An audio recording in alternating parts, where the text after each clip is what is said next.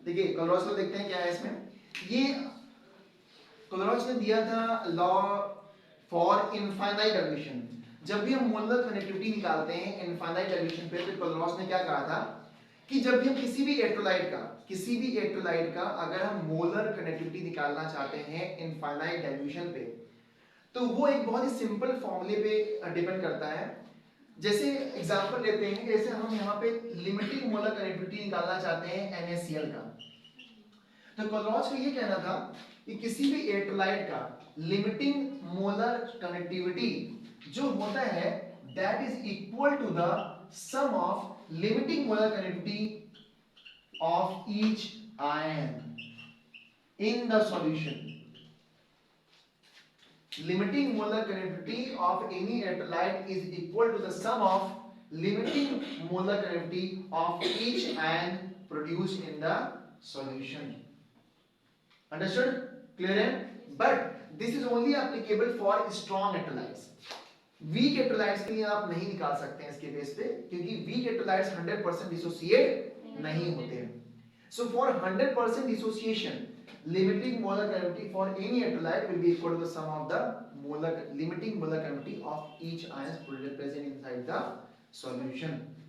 Strong electrolyte के लिए होगा 100% डाइल्यूशन के लिए ही होता है, ठीक है, 100% के लिए, पार्शियल नहीं, पार्शियल परसेंटेज के लिए नहीं होता है, ठीक है। जैसे आप इसका निकालना चाहते हैं, जैसे आप इसका निकालना चाह रहे हैं, तो ये नॉट इक्वल टू होगा, डायरेक्टली आप इसको निकाल नहीं सकते और इसकी वैल्यू भी नहीं दी हुई है, ये डायरेक्ट नहीं निकाल सकते आप, इसको आपको इनडायरेक्टली निकालना पड़ेगा, इनडायरेक्टली निकालना पड़ेगा with the help of strong electrolytes.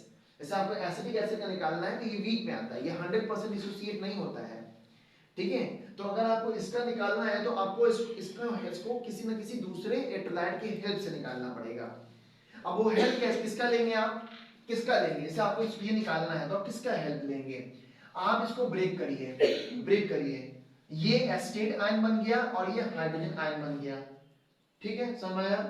तो एक का क्या कहते हैं आप, सॉल्ट ले लीजिए, एक का एसिड ले लीजिए, एक का बेस ले लीजिए, मतलब कुछ भी आप ले लीजिए एक का, अब उनको प्लस माइनस करके आप निकाल लीजिए। जैसे मान लीजिए आप इसको बनाना चाह रहे हैं तो आप इसकी जगह पर आप ले लीजिए सोडियम एसिटेट, तो ये स्ट्रॉन्ग इलेक्ट्रोलाइट में आ जाएगा। अब सॉल्ट बनने के बाद स्ट्रॉन्ग इलेक्ट्रोलाइट बन जाता है। H लिया है तो चलो HCl ले लिया, HCl ले लिया। आपको चाहिए किसका, चाहिए इसका और इसका ना, एसिटिक एसिड का, इसका चाहिए, तो इसका और इसका बचा लीजिए और इसको माइनस कर लीजिए, तो आप NaCl ले लीजिए पास इसके साथ में, ऐसा ना। देखो इसको जब आप ब्रेक करोगे तो क्या मिलेगा, ये मिलेगा, ये मिलेगा, इसको ब्रेक करोगे तो ये मिलेगा, ये मिलेगा। आपको चाहिए किसका, एसिटेट आयन और हाइड्रोजन का, क्या आपको इसका चाहिए, नहीं चाहिए, तो इनके साथ ये ले लो, इनके साथ ये ले लो, हमें क्या मिलेगा, Na और Cl, इन दोनों को आपस में ऐड कर दो, इन दोनों को आपस में ऐड कर दो और इसको आप इसको माइनस कर दो। आगे समझ में, हाँ नहीं समझ, अरे लगता है पूरा ओपन ही करना पड़ेगा।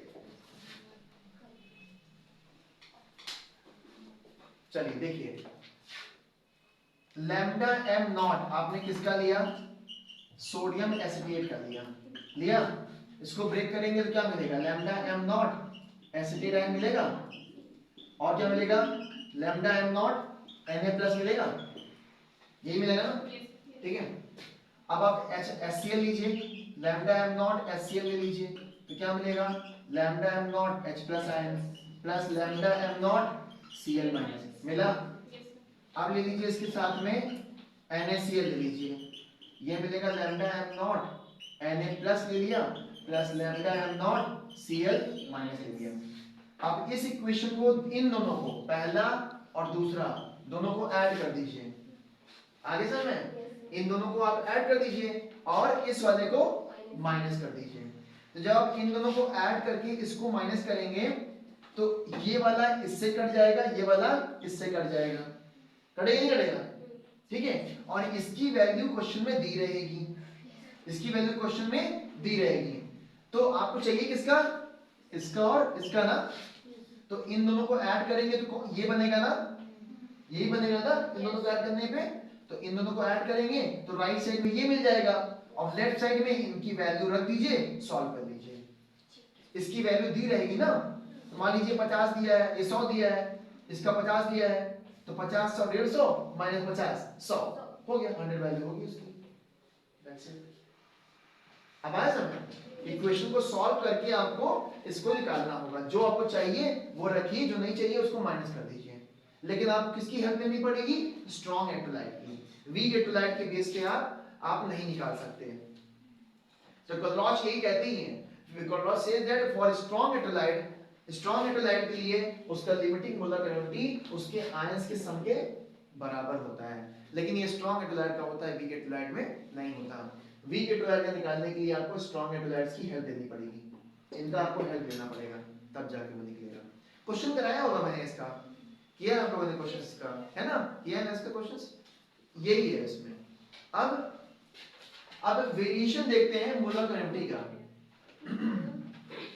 एक ग्राफ बताया गया होगा आपको स्ट्रॉन्ग इलेक्ट्रोलाइट और वीक इलेक्ट्रोलाइट के लिए, स्ट्रॉन्ग के लिए और वीक इलेक्ट्रोलाइट के लिए ग्राफ बताया गया होगा, है ना? उसका एक फॉर्मूला होता है, आपको याद होगा, वेरिएशन में याद है आपको फॉर्मूला उसका, ठीक ना? हाँ ठीक है। तो ये फॉर्मूला था हमारे पास। अब ये क्या होता है कि अगर आप कंसंट्रेशन जीरो कर दीजिए, अगर आप कंसंट्रेशन जीरो कर देंगे तो लैम्डा एम किसके बराबर हो जाएगा? लैम्डा एम नॉट के, यही होगा ना? तो हमने यहाँ पे इस पे ले लिया लैम्डा एम, समझ आया? और यहाँ ले लिया रूट सी, अंडरस्टूड? यस। तो यहाँ पे जीरो है, यहाँ कंसंट्रेशन जीरो है, तो कंसंट्रेशन जब जीरो होता है तो लैम्डा बराबर लैम्डा एम नॉट होता है। तो यहाँ पे मान लीजिए आपने यहाँ पे लिया है, तो ये कौन सा वैल्यू हो गई? Lambda am not. इसी को बोलेंगे लैम्डा एम नॉट, मतलब limiting molar energy at infinite dilution. Infinite dilution का मतलब होता है कंसंट्रेशन एकदम जीरो, ठीक है? तो अगर स्ट्रॉन्ग इलेक्ट्रोलाइट होगा तो उसका कर्व कैसे आएगा? एकदम सीधा। स्ट्रॉन्ग इलेक्ट्रोलाइट में एकदम बराबर कर्व आता है, ऐसे आएगा, ठीक है? लेकिन जब वीक इलेक्ट्रोलाइट होगा, हाँ, वीक इलेक्ट्रोलाइट केस में ये कर्व पहले यहाँ पे ऐसे जाएगा, पहले थोड़ा बढ़ेगा और फिर y एक्सिस के पैरेलल चला जाएगा। भाई स्ट्रॉन्ग वाले केस में एकदम बराबर जाता है, स्ट्रेट लाइन मिलेगा आपको, है कि नहीं? लेकिन वीक इलेक्ट्रोलाइट केस में ये आपका स्ट्रॉन्ग वाला है और ये आपका वीक इलेक्ट्रोलाइट है। ध्यान से समझिएगा फिर से, स्ट्रॉन्ग इलेक्ट्रोलाइट में आपका कंसंट्रेशन अभी हाई है, आप पानी मिलाना शुरू किए, जब पानी मिलाना शुरू करोगे कंसंट्रेशन कम होगा, तो जैसे जैसे आप यहाँ पे हैं इसी तरह पीछे आएंगे, यहाँ जीरो पे आएंगे तो यहाँ टच कर जाएगा और यहाँ पे आपको मिल जाएगा लैम्डा एम नॉट, यानी कि मैक्सिमम मोलर कनेक्टिविटी मिल जाएगी आपको। लेकिन स्ट्रॉन्ग में मिलती है, वीक में नहीं मिलती। क्यों? क्योंकि वीक वाले केस में जब आप इसको घटाते हैं थोड़ा बढ़ती है, पहले थोड़ा बढ़ेगी, कुछ देर के बाद y एक्सिस के पैरेलल निकल जाती है, इसको टच नहीं करती, क्योंकि टच नहीं करती इसलिए इसका लैम्डा एम नॉट आप निकाल नहीं सकते। याद आया? कर याद आ गया? इसका क्वेश्चन भी आता है एग्जामिनेशन में, कर बना के दे देंगे, क्वेश्चन का फोटो लगा देंगे, आपसे कहेंगे कि पिक्चर बने बताओ, ये यहाँ लिखेंगे नहीं स्ट्रॉन्ग भी, वो आपको लिखेंगे नहीं, आपसे पूछेंगे, यहाँ ए बी लिख देंगे, एक्स वाई लिख देंगे, आपसे पूछेंगे कि एक्स किसके लिए है, स्ट्रॉन्ग के लिए कि वीक के लिए, आपसे पूछेंगे, ये क्वेश्चन पूछते हैं वो। अंडरस्टूड? स्ट्रेट कर्व जो होगा स्ट्रॉन्ग का और पैरेलल वाला जो वाई एक्सिस के पैरेलल है वो वीक इलेक्ट्रोलाइट का होगा, ठीक है? अंडरस्टूड? तो ये आपका लिमिटिंग मोलर कनेक्टिविटी हो गया। ये दो चीजें थी जिसमें आपको बहुत ही ठीक है।